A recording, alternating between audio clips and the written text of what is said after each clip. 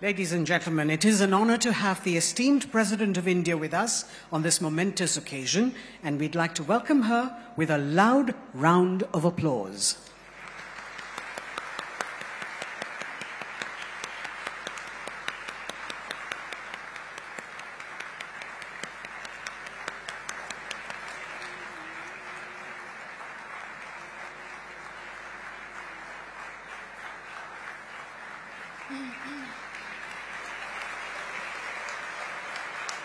Please remain standing for the national anthem. जनगण मन अधिनायक जय है, भारत भाग्य विधाता। पंजाब सिंध गुजरात मराठा, द्राविड़ उत्कल बंगा।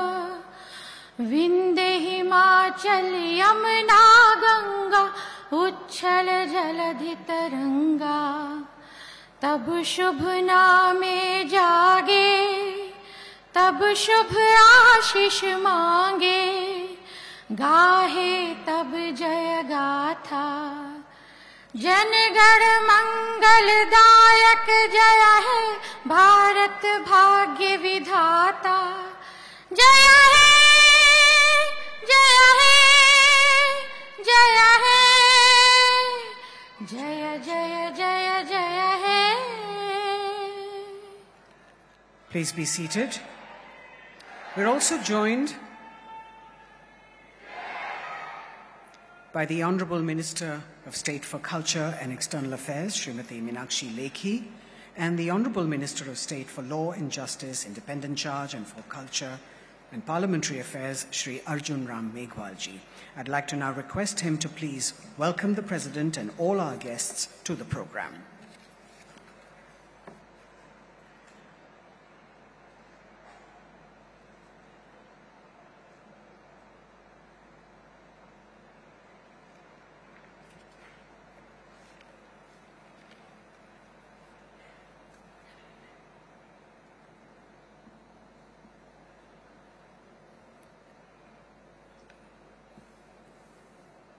आदरणीय राष्ट्रपति जी, श्रीमती द्रौपदी मुर्मू जी, आज की सुबह जो फेस्टिवल ऑफ लाइब्रेरी के लिए आज इस प्रोग्राम में आप आए, मैं आपका बहुत बहुत स्वागत करता हूं, वंदन करता हूं और अभिनंदन करता हूं।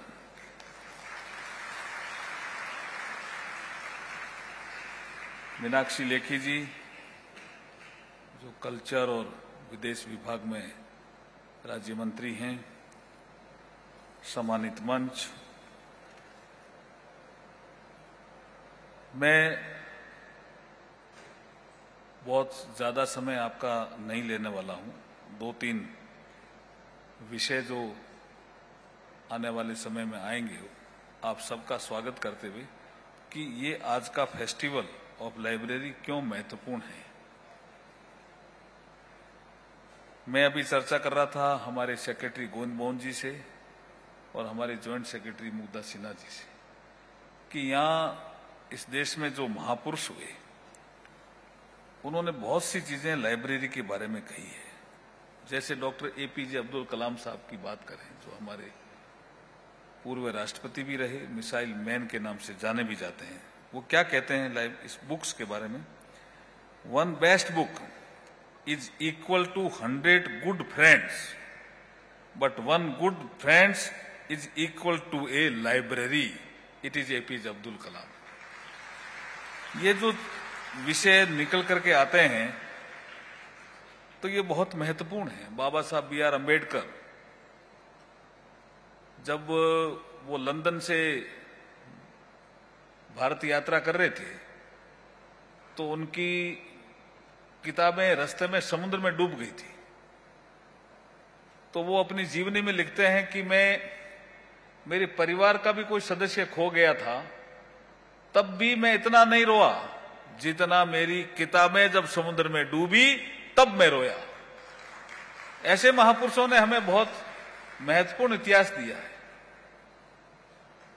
और अब मुंबई में उनके गृह की बात करें जिसका नाम है राजगृह, कुछ इतिहासकार कहते हैं वहां उस समय भी 50,000 से ज्यादा पुस्तकें थी और आज भी वहां इतनी पुस्तकें हैं। मैं बात करूं श्री अटल बिहारी वाजपेयी जो भारत के प्रधानमंत्री रहे, वो जब संसद भवन में आते थे तो जैसे ही संसद में किसी कारण से हाउस स्थगित होता था, चाहे वो लोकसभा के सदस्य रहे चाहे वो राज्यसभा करें, अगर उनका सबसे प्रिय स्थान कोई होता था संसद में तो वो लाइब्रेरी होता था। और उन्हीं के कालखंड में संसद भवन में जो लाइब्रेरी की बिल्डिंग बनी जिसको हम पीएलबी बिल्डिंग कॉमन लैंग्वेज में कहते हैं, वो अटल बिहारी वाजपेयी जी के समय बनी। देखिए लाइब्रेरी के प्रति कितना जोश और उत्साह। अभी हमारे भारत के प्रधानमंत्री नरेंद्र मोदी जी वो कई बार कह चुके हैं कि बुक्के देने की जगह बुक देने की परंपरा प्रारंभ करो। ये नरेंद्र मोदी है। लोगों के बीच पढ़ने की संस्कृति को पुनर्जीवित करना है। संस्कृति मंत्रालय ने बहुत बड़ा बीड़ा उठाया है। हमारी जो राष्ट्रीय शिक्षा नीति है वो भी ये कहती है कि भारत को 21st सेंचुरी में नॉलेज सुपर पावर बनना है। और कई बार प्रधानमंत्री जी ने कहा है कि 20वीं सदी का तीसरा दशक भारत को आजाद कराने में बहुत महत्वपूर्ण रहा। उसने नींव डाली। भारत 1947 में आजाद हो जाएगा। 20वीं सदी का तीसरा दशक मीन्स 1920 से 1930।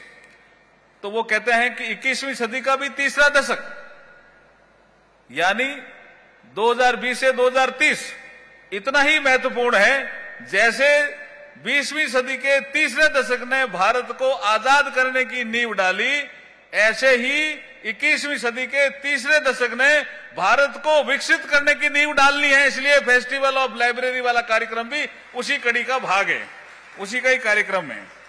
बहुत सी बातें कहने की है, वो आने वाले वक्ता इस संबंध में कहेंगे।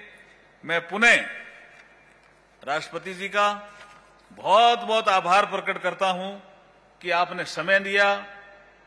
आपके आने से हमें जो जोश हुआ वो भी दुगना हुआ, ऊर्जा 4 गुना हो गई। और जब आप भाषण देंगे तो ये पूरा इकोसिस्टम इतना लाइब्रेरी में हो जाएगा तो हमें सबको आनंद आएगा।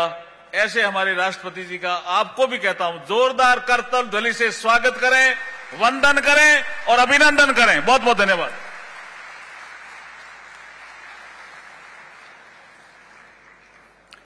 Thank you, Minister Megwal ji. I'd like to now request the Honourable Minister of State for Culture and External Affairs, Srimati Meenakshi Lekhi, to please make the introductory remarks to the Festival of Libraries.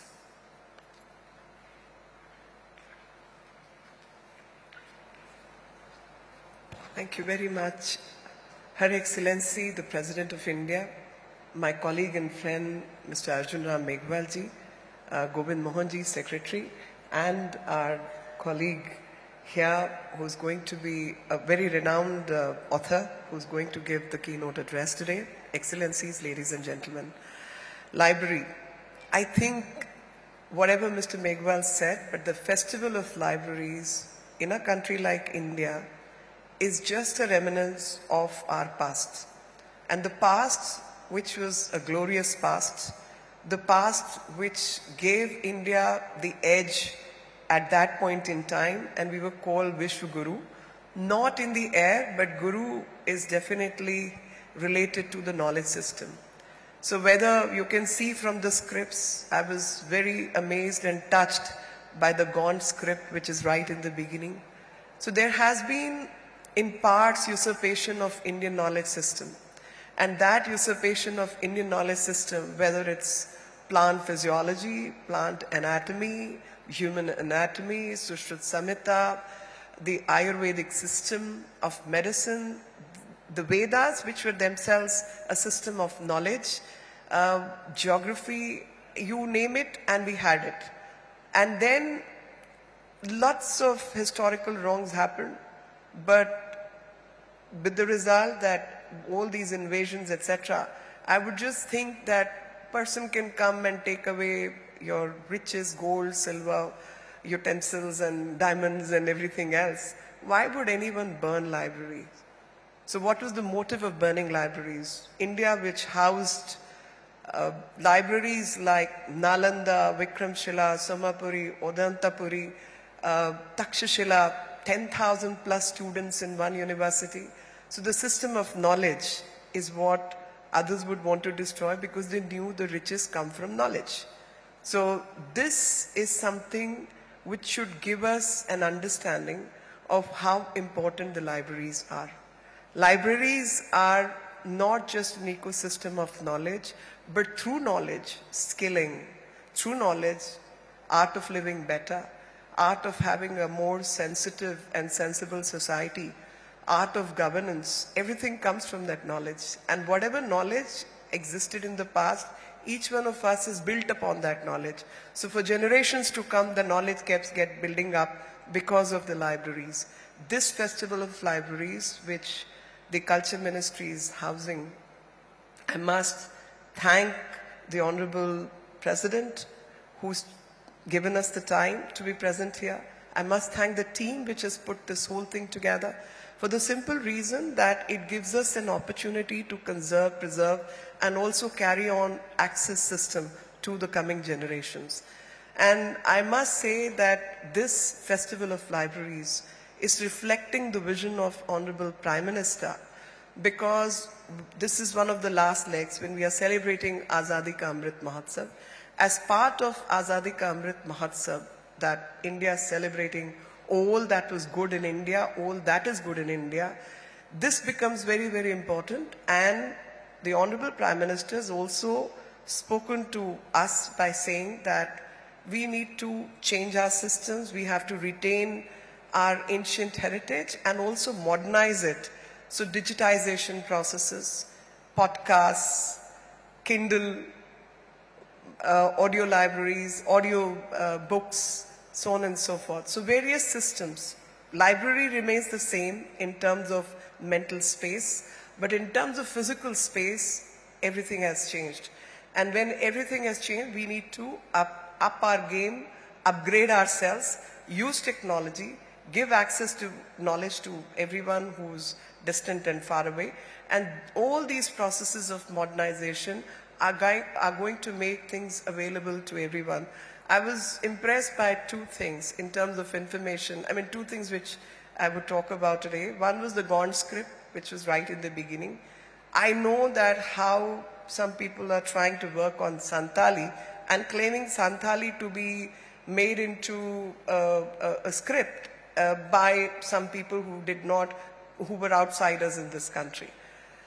And showcasing that script, Gond script, it continues to be a tribal people's ownership. That ownership is of nobody else other than the people who actually use it. And that message needs to go and travel across the globe. I'm using this platform to send that message. The second thing which impressed me the most was tattoo. Now, what we call godana in our language, like because you pierce through the skin. And even that art form, which today is being called as tattoo system of, carrying the names, carrying designs, etc., has been showcased here as a method of communication, as a method of identification, and has existed since time immemorial in this country. And I think it's time that these two entries be sent for ICH immediately, because I know how it's getting taken over. And Indian knowledge systems usurpation is something we all know of, and time to recognize that aspect. And through digitization process, we can save on time, space, and give access to large number of people. We can use technology to conserve and preserve all the pages which have existed in the past. We also know how exchange of knowledge happened in the past, Sanskrit being the root language of many languages, including Latin, the words, and how some scholars from India had been taken away to increase the word base. So I think it's time that we start working on all these aspects and carry on the system of ancient Indian knowledge to the modern world, and these benefits need to accrue to the entire mankind. As India says, Vasudhaiva Kutumbakam is not just a statement, it is our philosophy. We live by it, we stand by it, and we would want to share everything with it. And I'm sure Azadi Ka Amrit Mahotsav, through this Festivals of Library, is going to be an enhancement of civilizational value system and will carry forward the message of Vasudhaiva Kutumbakam, as I can see in the audience. Once again, thank you, Honorable President, and thank you, our team of Culture Ministry. Thank you very much. Jai Hind. Thank you, Minister Lekhi ma'am.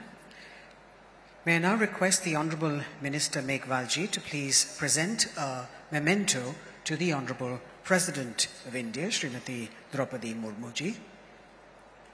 An exquisitely carved statue of Goddess Saraswati in bronze.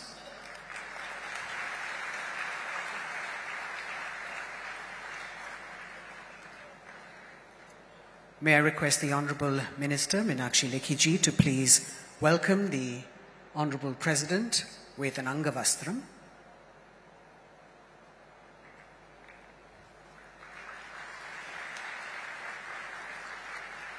May I request Minister Meghwalji to please welcome Dr. Anamika with an Angavastram.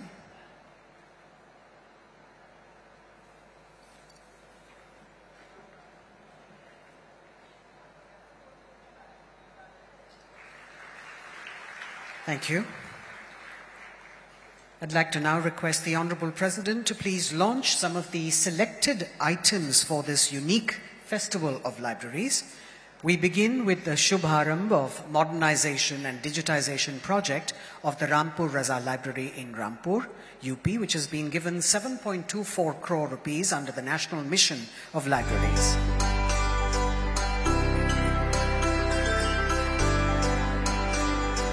This heralds the sesquicentennial celebrations of the library, and the 250-year-old established library in 1774 by the Nawab Faizullah Khan Library houses a treasure trove of manuscripts and archives along with a collection of rare artifacts.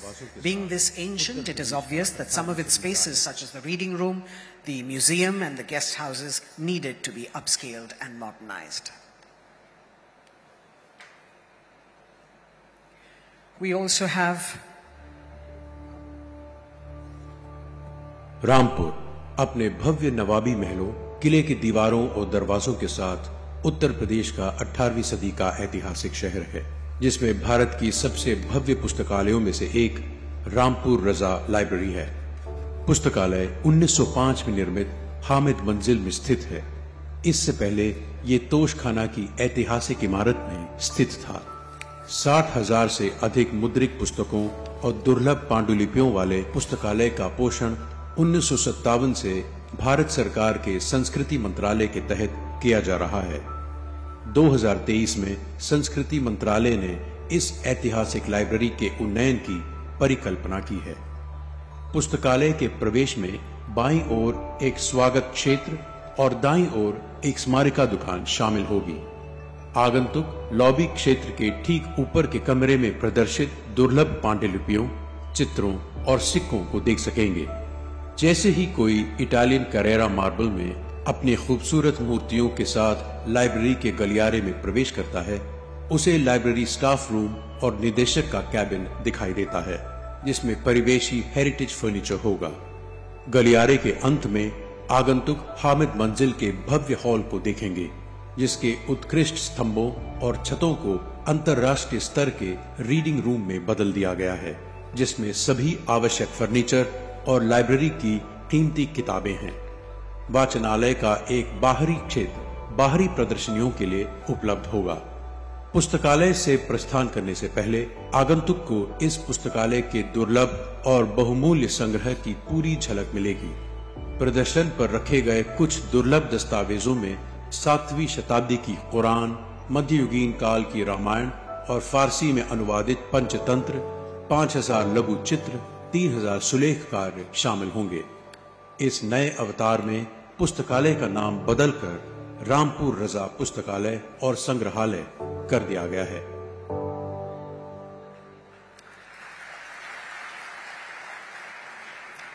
Commemorating the celebration of the 250th year of the Rampur Raza Library, we also have a book written by Manjari Prabhu, published by NBT, that is a thriller set in RRL itself, involving its collection of manuscripts and objects called the Rampur Raza Mystery as part of the Sassi Library thriller series. The Honorable President has just received the first copy, unveiled by the Minister of State, Shri Meghwal ji. You'll agree that this is a unique way to engage with readers and spread the message of the Rampur Raza Library.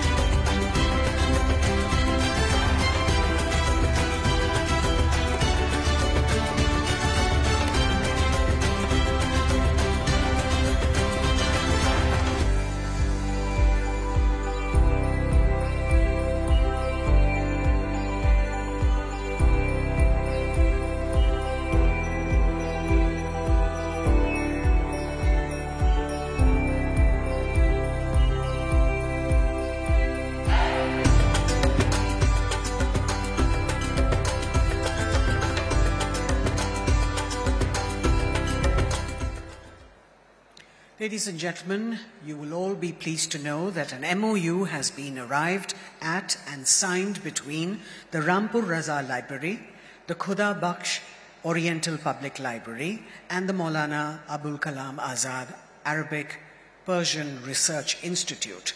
This is the golden triangle of libraries, and these three have some of the most significant collections of Arabic, Persian, Dari, Pushtu, Sanskrit, Hindi, and Urdu manuscripts and printed collections which display an uncanny similarity in terms of subject matter, language, history, and periodicity, and thus provide a platform for the libraries to come together and form a consortium for library collaboration.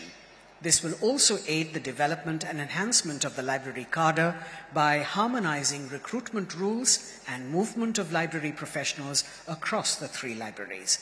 We have the three representatives who I request to please stand with the MOUs of these three iconic libraries. They are Dr. Shayesta Bedar of Khuda Bakhsh, Shri Syed Sadiq Ali of APRI Tonk, and Shri Abu Shad Islahi of Rampur Raza Library.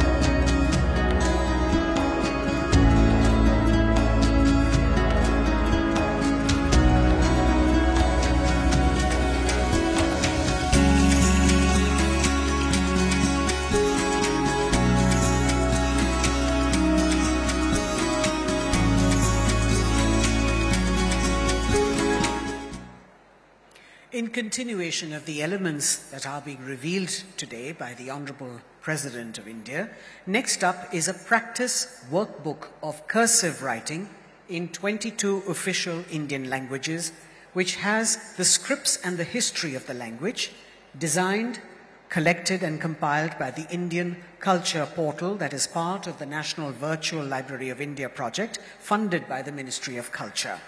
The portal hosts curated collections of libraries, museums, and cultural institutions from across India in 30 different categories.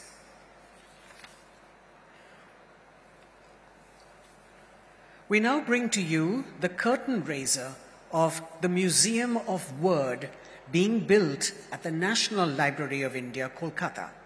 Within the grounds of the library, the Belvedere House is being converted into a library, into a museum, and this museum aims to be a collection, display, and activity center for all matters relating to language and the uses of language, that is, the oral traditions, the manuscripts, the print, the electronic texts, etc., particularly in India.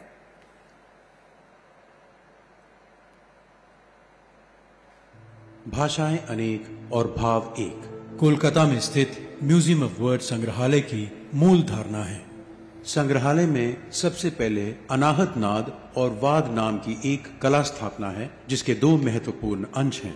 पहला शब्द स्तंभ और दूसरा शून्य का प्रतिनिधित्व। इस संग्रहालय में 9 दीर्घा हैं, जिनमें भाषा से जुड़े लोक कथाएं, सिद्धांतों, इतिहास, लोक कलाओं और वस्तुएं दर्शाए जाएंगे। आदिवाक में भाषा अधिगम और सामाजिक वातावरण का प्रभाव लोक कथाओं, लोरियों और समवेदी शिक्षा द्वारा दर्शाए जाएंगे।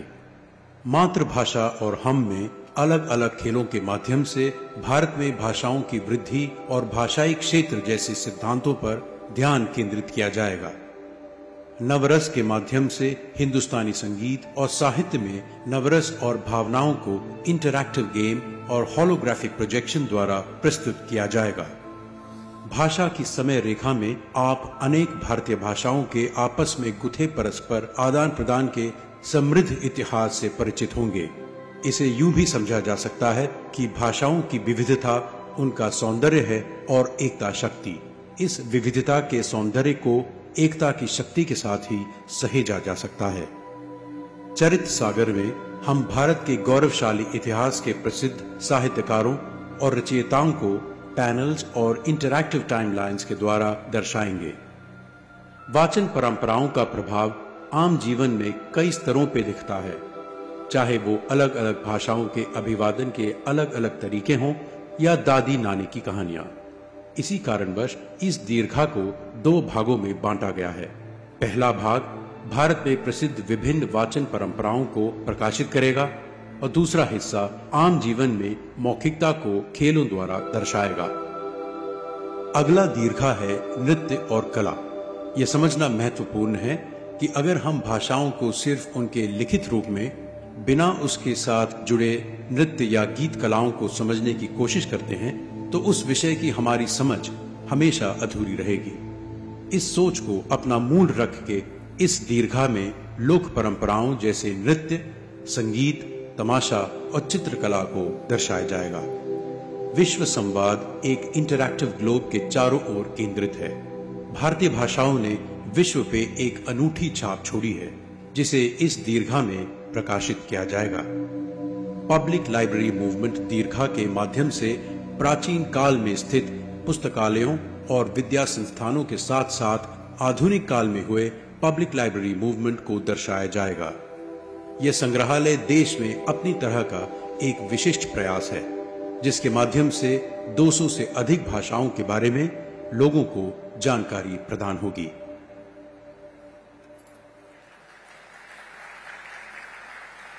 May I now request the President of India, Srimati Draupadi Murmu ji, to please unveil the word pole by using the remote in front, which is said to be a central piece at the Museum of Word. And if you look to your left, ladies and gentlemen, you can see the screen opening up to reveal the word pole. This also inaugurates the Museum of Word exhibition.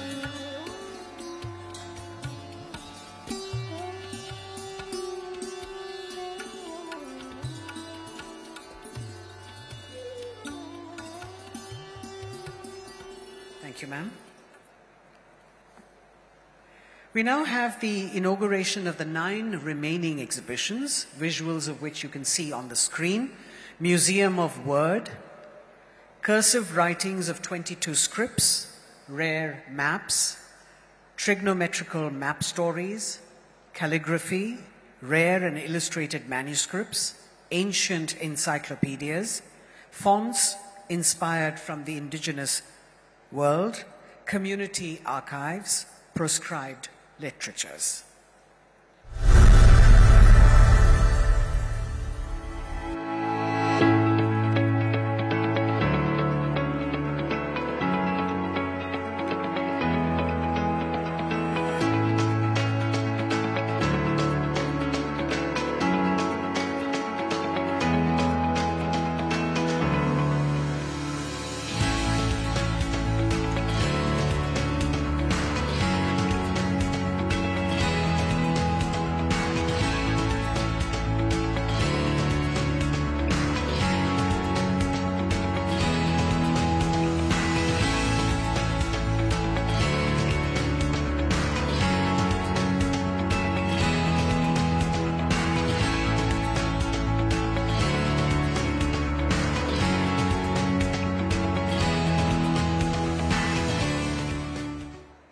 So you can see the hall full of treasures that has been revealed today.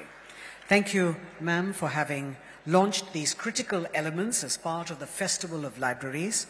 Each of these will foster a climate of change, inquiry, and enthusiasm among the people of India. I'd like to now request Dr. Anamika, India's first female literata, who has been awarded the Sahitya Academy Award in 2020 for Tokri Mein Digant, Teri Gatha 2014, whose works have left an indelible mark on Indian literary map, to now give the special address.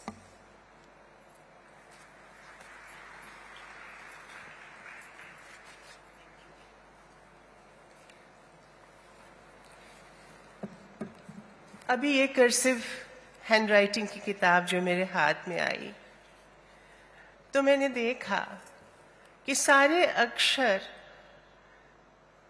एक ही स्तंभ पर, सभी भाषाओं के अक्षर एक ही स्तंभ पर तितलियों की तरह उड़ते हुए दिखाई दे रहे थे। जैसे अति परिचय के दोष से अरुचि अनादर होता है, वैसे अपरिचय से भी एलिनेशन होता है।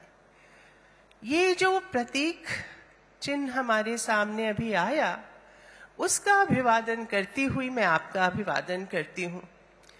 जो भी ये साझा सपना महामहिम देख रही हैं, मुग्धा सिन्हा जैसी स्वप्नजीवी लेखिकाओं और कार्यकर्ताओं के साथ, उन सबको प्रणाम करती हुई मैं आपसे ये निवेदन करती हूँ कि आप अपने भीतर अगर देखें तो आप सबके भीतर स्मृतियों की एक पांडुलिपि नजर आएगी।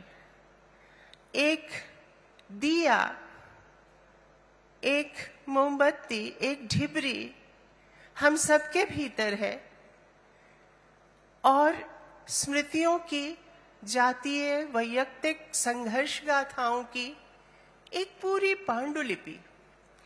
मैं आपके भीतर की उन पांडुलिपियों को और आपके भीतर की उन ढिबरियों को भी प्रणाम करती हूं, और जो 5 मिनट मुझे मिले हैं उसमें मैं सिर्फ 2-3 बातें कह सकती हूं और कहूंगी। पहली तो ये कि इस डिजिटल युग में भी सचमुच की लाइब्रेरियों का प्रावधान एक बड़ी बात है, जहां किताबें छू के देखी जा सके। जैसे निर्गुण ब्रह्म के समानांतर सगुण ब्रह्म की उपासना भी जरूरी होती है, हाथ से काम करने वाले लोगों के लिए ये जरूरी होता है कि वो हाथ में उठाकर टैक्टाइल एक्सपीरियंस के जरिए छोटे छोटे देवताओं की तरह की किताबें छू के देखें। और ये कहना सरासर गलत है कि गरीब आदमी में ज्ञान की, संज्ञान की प्यास नहीं होती। गरीब आदमी खूब जानता है। आप डोरिस लेसिंग्स के मेमोइर्स पढ़िएगा तो अफ्रीका के जंगलों में जो उन्होंने जो स्मृतियां उकेरी हैं, समय नहीं है, आप पढ़ लीजिएगा तो ऐसा लगेगा आपको कि जानते हैं सब लोग जो पिछड़ी जातियों, जनजातियों, पिछड़े इलाकों से आते हैं, कस्बों से आते हैं। कस्बे जो मध्य वर्ग की तरह एक तरह का हाइफन है गांव और शहर के बीच में, एक तरह की पुलियां हैं। वहां से आने वाले वंचितों से पूछिएगा कि उन्हें पता है किताब एक तरह का उड़न खटोला है, उड़न खटोला है और रोजगार का द्वार भी। जो स्वाधीनता संग्राम का जिक्र अभी हुआ, किसी ने किया है, उस समय जन चेतना के रिले केंद्र और नोडल पॉइंट्स की तरह से जो वाचनालय और पुस्तकालय खुले, उनको रिवाइव करने की योजना भी अगर इन बड़े महलों में चलने वाले पुस्तकालयों के समानांतर चले, जो फंड के अभाव में ऊँग रहे हैं, ठीक वैसे ही जैसे फिलिप लार्किन की कविता में चर्च ऊँगते हैं पिछड़े इलाकों के। वो कहते हैं कि serious house in a serious earth, musty tense unignorable silence where God is brewed. यही बात उन ऊँगती हुई लाइब्रेरियों के बारे में भी कही जा सकती है जो रिवाइवल का और जीर्णोद्धार का इंतजार कर रहे हैं। मैं दावे से, अपने अनुभव के साक्ष्य से बस अब एक और बात कह सकती हूं कि जितना अपराधीकरण हुआ है न रोजगार की तलाश में भटकते हुए युवकों का, जिनकी पढ़ाई बीच में छूट गई, ऐसी स्त्रियों का अपराधीकरण तो नहीं हुआ, लेकिन उनमें जो हताशा छाई है, और वे बच्चे जिनके यहाँ लगता है कि सिर्फ लोकगीत और लोक गाथाएं ही खजाना है, उनके लिए ये कितना जरूरी है कि उनके समुदाय भवन जो बारात घर होके रह गए हैं, हर समुदाय भवन में एक अच्छी लाइब्रेरी खोल दी जाए, जहां पुस्तकों की चर्चा भी हो और पुस्तकों का मंचन भी हो। तो और जैसे जेल मैनुअल्स के में भी तो है कि मैनुअल्स होगा। मैं जानती हूं कि लाइब्रेरियां स्थानीय प्रशासन के हाथ में होती हैं, मगर कोलैबोरेशन जो आज के युग का बीज शब्द है, सोचिए ना, कट थ्रोट कंपटीशन कितना हिंसक शब्द है। इसका स्थानापन्न अगर हम फ्रेंडली कोऑपरेशन से कर सकते हैं, कोलैबोरेशन से करते हैं। हमारे जब हम पढ़ते थे तो किताबों में सहकारिता समितियों की बात होती थी। इतने सारे विद्वान सामने बैठे हैं, इतने विचारने वाले लोग, उनकी समितियां बनाकर केंद्रीय सरकार चाहे तो स्थानीय बॉडीज के साथ मिलकर बहुत कुछ कर सकती। अब जो मैं कह रही हूँ वो एक कविता के माध्यम से कह रही हूँ कि किताबें क्या करती हैं, खासकर स्त्रियों के लिए क्या करती हैं, जो कस्बों में रहने वाली स्त्रियां हैं। मेरे अपने अनुभव पे आधारित है ये कविता। कस्बों के चल पुस्तकालय, हमारे यहाँ PPH की किताबें आती थी मोबाइल वैन्स में। मैं उस समय का एक झलकी आपको देती हूँ। भाषाविद तो मैं नहीं हूं, पर बचपन में अक्सर ही सोचती थी मैं, आखिर हमारी तरफ रूठ जाने को क्यों कहते हैं रूस जाना। औरतें हमारी तरफ की रह रहकर क्यों रूस जाती हैं। जब कोई उनको बिना बात टोके वे जाती हैं रूस। जाओ वहां न जाने कहां, लाओ उसे न जाने किसे। जार निकोलाई कहता था दांत पीस कर जब किसानों से। रूठी हुई औरतें सुनती, मन ही मन कुछ ठान कर कहती, हम भी अनंत यात्रा पर निकल जाएंगी। चलती चलती वे पहुंच जाती चल पुस्तकालय। अच्छी लगती उनको बेहद। मोबाइल वैनों में लदकर उनसे मिलने आई खुश दिल किताबें। मेला घूमनी औरतों की तरह एक दूसरे से कंधे भिड़ाती, कोहनियां मारती, आपस में हंसती, बतियाती किताबें। बद्रीनाथ बस की वृद्धाएं भी इतनी खुश नहीं दिखती थीं जितनी किताबें इन मोबाइल वैनों में। पर्दा नशीनी की हद झेली थी इन्होंने, इसीलिए घर से निकलते ही, कुछ दूर चलते ही लंबी सांसें भरने लगती थीं वे, जैसे कि पूरी धरती की सुगंध खींच लेनी हो इसी वक्त। कल किसने देखा है? हाथों में पुस्तक आते ही धीरे धीरे उनकी सांसों में उगने लगती थी गरम धूप, पहली बारिश से नहाई हुई। क्या अद्भुत दृश्य हुआ करता था चल पुस्तकालय का। दोस्तों की तरह कंधे से कंधा मिलाकर सट सट कर बैठे हुए दिखते थे वहां वेद और कुरान, टॉलस्टॉय, चेखव, रविंद्र और प्रेमचंद, यशपाल, श्वेता, एवा और जैनेन्द्र।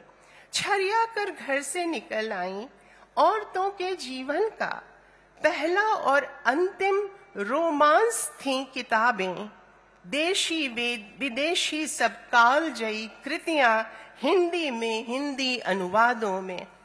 शाम ढले, अचरा में उनको छिपाए वे लौट आती थीं घर, और फिर रात के तीसरे पहर जब सब सो जाते उनसे मिलने आती चेखव की सब नायिकाएं एक एक कर। और अंत में रेल की पटरी से उठकर अन्ना कैरेनिना भी आती वह रात के अंतिम पहर, अंतिम चुंबन के लिए अपनी धरती पर और भी करीब जो झुकाता अंधियारा, और लिपट कर सो जाते धूमिल उजाले। 3 बजे ट्रेन गुजरती घर के पिछवाड़े की उन पटरियों पर, कुछ ऐसे गनगना जाती सबकी खिड़कियां, जब्दी हुई खिड़कियां। रेल की पटरियों से उठकर दौड़ी चली आती अन्ना कैरेनिना, आती वह और समा जाती अधसोई गर्भवतियों की कोख में, आसन्न प्रसवाओं की कोख में। आसन्न प्रसवाएं मुस्काती, झीनी झीनी नींद में विजयोन्मत्त। इस तरह एक नई यात्रा शुरू होती, और शुरू होता एक नया जन्म। दुनिया से रूठी, अन्यायों से टूटी सब औरतें दुनिया की इन गुप्त किताबी सुरंगों से कहां निकल आईं, इसका इतिहास है गवाह। कहीं तो पहुंचती ही है हरदम बेकस की आह। और ये ऐसा है कि मुझे तो मुग्धा जी ने संपर्क किया। यहाँ मैं 2 स्त्रियां देख रही हूँ, महामहिम स्वयं और मिनिस्टर। ये स्त्रियां, और वो हर गरीब आदमी जिसका चेहरा स्त्री से मिलता है, हर गरीब आदमी के भीतर, वंचित के भीतर एक स्त्री ही है। जो भी सम्यक पुष्पेश पंत जैसे लोग हैं, उनके भीतर भी संवेदनाओं का वही पुंज है जो एक स्त्री के हृदय में होता है। आप सबके भीतर बैठी स्त्रियों को, आप सबके भीतर बैठे किताबों को प्रणाम करके मैं अपनी जगह जाती हूँ।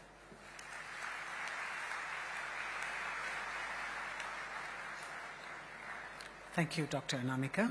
May I now request the Honorable President of India, Srimati Draupadi Murmu ji, to please address the august gathering.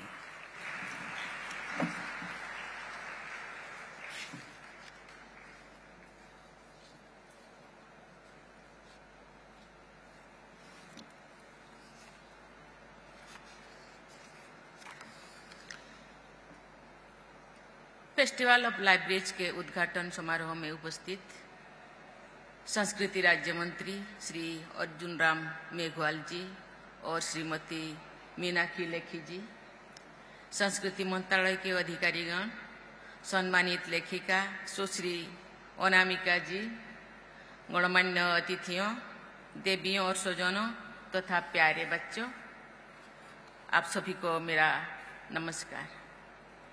पुस्तकों और पुस्तकालय से जुड़े लोगों के इस समागम में आकर मुझे बहुत प्रसन्नता हो रही है।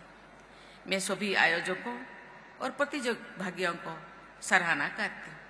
आप सब अत्यंत महत्वपूर्ण उद्देश्यों को प्राप्त करने के संकल्प के साथ यहाँ उपस्थित हुए हैं। इस फेस्टिवल ऑफ लाइब्रेरीज की जिस तरह बहुआयामी संकल्पना की गई है और उसे कार्य रूप दिया गया है, उससे मैं बहुत प्रभावित हुई हूँ। इस आयोजन के सभी आयामों से सुविचार, सुरुचि और सुउद्देश्य की झलक दिखाई देती है। सुप्रतिष्ठित पुस्तकालयों से लेकर एस्पिरेशनल डिस्ट्रिक्ट्स तथा ग्रामीण समुदायों के पुस्तकालयों तक, पांडुलिपियों से लेकर डिजिटाइजेशन तक, गंभीर विचार मंथन से लेकर मनोरंजन क्विज तक, लाइब्रेरी साइंस के विशेषज्ञों से लेकर बच्चों तक अनेक विषयों से और प्रतिभागियों को इस उत्सव में शामिल किया गया है। इस इंक्लूसिव विजन के लिए मैं आप सबकी विशेष सराहना करती हूँ। जिन प्रयासों का आज शुभारंभ किया गया है, वे सभी अत्यंत उपयोगी सिद्ध होंगे, ये मेरा विश्वास है। इस फेस्टिवल के आयोजन से जुड़ी पूरी टीम को मैं साधुवाद देती हूँ, बधाई देती हूँ, बहुत बहुत शुभकामनाएं देती हूँ।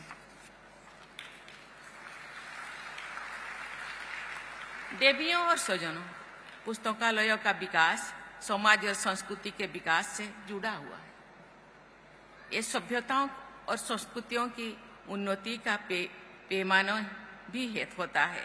आजादी का अमृत महोत्सव मनाने तथा अमृत काल में भारत को विकसित राष्ट्र बनाने के प्रयासों में कल्चर ऑफ रीडिंग यानी स्वाध्यायों की संस्कृति को प्रोत्साहित करने का ये प्रयास बहुत उपयोगी सिद्ध होगी।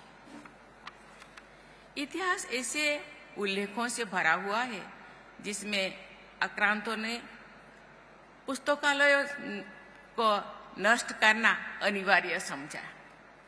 युद्धों में पराजित क्षेत्रों के लोगों को मनोबल और अधिक गिरने के लिए पुस्तकालयों का विध्वंस विश्व के कई स्थानों पर किया गया है। इससे ये स्पष्ट होता है कि पुस्तकालयों को किसी देश या समाज की सामूहिक चेतना और प्रतिभा का प्रतीक माना जाता रहा है। विश्व में जहां जहां सभ्यता फल फूल रहा था, वहां के लोग अन्य सुसंस्कृत देशों से पुस्तकें अपने देश में ले जाते थे। इस तरह पुस्तकालय विकसित सभ्यताओं के बीच सेतु का काम करते थे। पुस्तकालय से जुड़ी निर्माण और ध्वंस दोनों तरह के उदाहरण हमारे देश के प्राचीन शिक्षा केंद्र नालंदा में देखी गई है। नालंदा विश्वविद्यालय कई सदियों तक शिक्षा का विश्व प्रसिद्ध केंद्र बना रहा। 7वीं शताब्दी से लेकर के चीन के हुएनसांग की भारत यात्रा और उसके वृत्तांतों का इतिहास में विशेष महत्व है। हुएनसांग भारत से विशेषकर नालंदा से बहुत बड़ी संख्या में पुस्तकें लेकर चीन लौटे थे। प्राचीन तथा मध्यकालीन भारत से अनेक अन्य देशों के लोग भी पुस्तकें लेकर गए, उनका अनुवाद करवाए और भारत में उत्पन्न हुई ज्ञान राशि का पूरे दुनिया में प्रसार हुआ। ऐसे अच्छे प्रयासों के मूल में ये सोच होती है कि पुस्तकें और पुस्तकालय की पूरी मानवता की साझा विरासत और धरोहर होते हैं। इसी सोच के साथ आप सब आगे बढ़ रहे हैं। मैं चाहूंगी कि देश में सभी महत्वपूर्ण पुस्तकालयों के नेटवर्क बनाने के साथ साथ आप सब अन्य देशों के पुस्तकालयों से भी आदान प्रदान को बढ़ावा दें।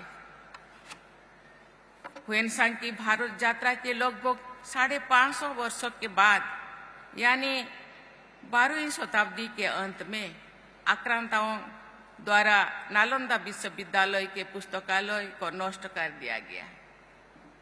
इतिहासकार बताते हैं कि उस पुस्तकालय को नष्ट करने में बहुत समय लगा था, क्योंकि पांडुलिपियों और पुस्तकों का बहुत विशाल भंडार वहां संचित था।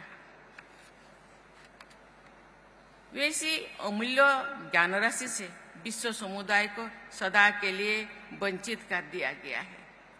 ऐसे दुखद घटनाएं आधुनिक युग में ही नहीं होती है, लेकिन हमारे देश में उपलब्ध दुर्लभ पांडुलिपियों तथा पुस्तकों के गायन हो जाने की घटनाएं सुनने में आती है। ऐसी पुस्तकें या पांडुलिपियों के कलेक्टर्स आइटम के रूप में अत्यंत धनाढ्य लोगों के निजी संग्रह की शोभा बढ़ाती है अथवा ऑक्शंस में नीलाम की जाती है।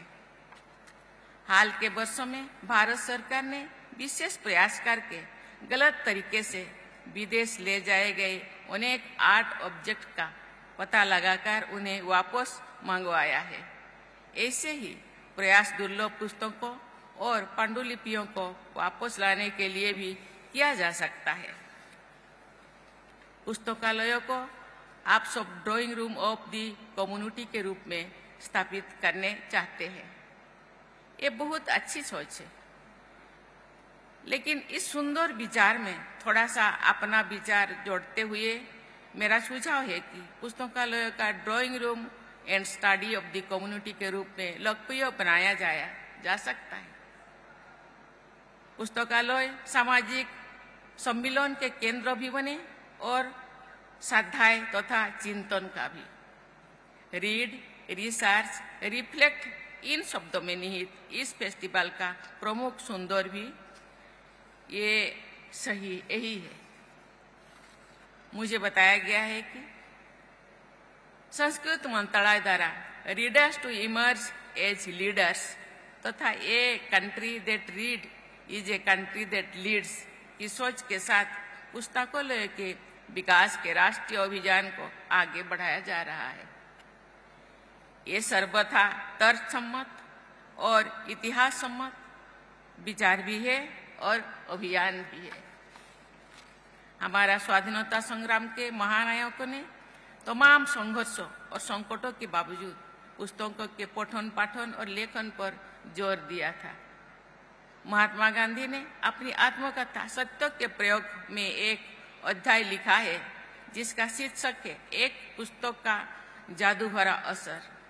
आत्मकथा के उस अध्याय में गांधी जी ने जॉन रस्किन की पुस्तक अनटू दिस लास्ट को पढ़ने के बाद उनके जीवन में हुई रचनात्मक परिवर्तन का उल्लेख किया है। गांधी जी ने उस पुस्तक को ग्रंथ रत्न कहा तथा सर्वोदय के नाम से उनका अनुवाद भी किया। इस प्रकार रस्किन की एक छोटी सी पुस्तक ने महात्मा गांधी की जीवन धारा को बदल दिया। इस बदलाव का दक्षिण अफ्रीका तथा भारत के इतिहास पर ही नहीं बल्कि विश्व इतिहास पर गहरा प्रभाव पड़ा। एक छोटी सी पुस्तक में विश्व इतिहास की धारा को बदलने की क्षमता होती है। पुस्तकों में जमीन की खुशबू होती है और आसमान का विस्तार भी होता है। लगभग 150-200 साल पहले हमारे देश के लोग दूर सुदूर देशों में काम करने के लिए ले जाया जाता था। वे गिरमिटिया मजदूर कहलाते थे। वे लोग अपने साथ पुस्तकों और मसाला ले जाते थे। उन पुस्तकों ने मातृभूमि भारत में उनसे जड़ा रखा। इसी वर्ष जून में मुझे अपनी सूरीनाम यात्रा के दौरान प्रवासी भारतीय समुदाय के लोगों से मिलने का अवसर मिला। उनमें बहुत से लोग गिरमिटिया मजदूरों के वंशज हैं। उन्होंने भारत की संस्कृति को संजो कर रखा था। मैं समझती हूँ कि पीढ़ी दर पीढ़ी उन्होंने भारतीय संस्कृति की विरासत को आगे बढ़ाया है। उनके द्वारा मातृभूमि भारत की संस्कृति को जीवंत रखने में पुस्तकों की अहम भूमिका रही है। देवियों और स्वजनों, पुस्तकों को और पुस्तकालयों के महत्व पर जितनी भी चर्चा की जाए और कम है। पांडुलिपियों के संरक्षण तथा पुस्तकालयों के मॉडर्नाइजेशन और डिजिटाइजेशन के प्रयास बहुत महत्वपूर्ण है। इंफॉर्मेशन और कम्युनिकेशन टेक्नोलॉजी के उपयोग से पुस्तकालयों का स्वरूप बदल रहा है, एक्सेसिबिलिटी और सुगम हो रहा है। National virtual library of India के विकसित किया जा रहा है ताकि one nation one digital library के राष्ट्रीय लक्ष्यों को प्राप्त किया जा सके। मुझे बताया गया है कि दिव्यांगजनों की विशेष आवश्यकताओं को ध्यान में रखते हुए पुस्तकालय में विशेष सुविधाएं प्रदान की जा रही है। इस संवेदनशील और समावेशी प्रयास के लिए मैं भूरी भूरी प्रशंसा करती हूँ।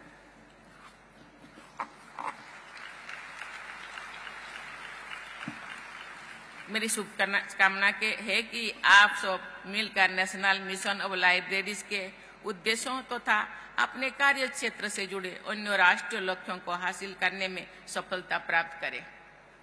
इससे देशवासियों में पुस्तकालय से जुड़ने तथा पुस्तकें पढ़ने की संस्कृति मजबूती जोर होगी।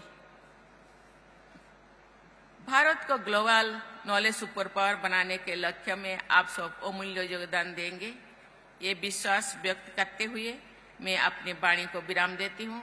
धन्यवाद। जय हिंद, जय Bharat.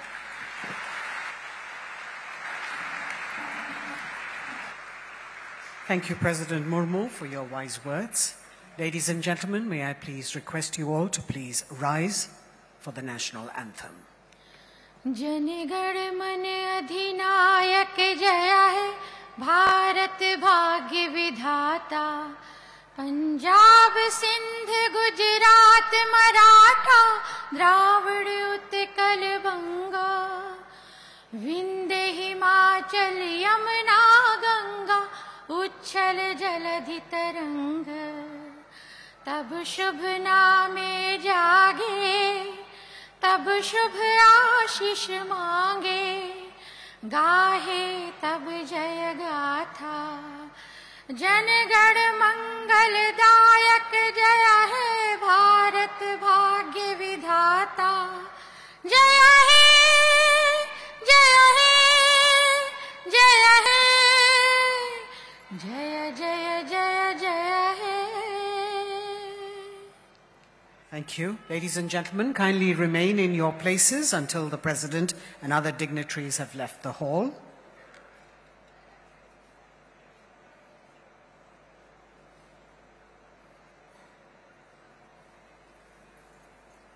Please remain in your places.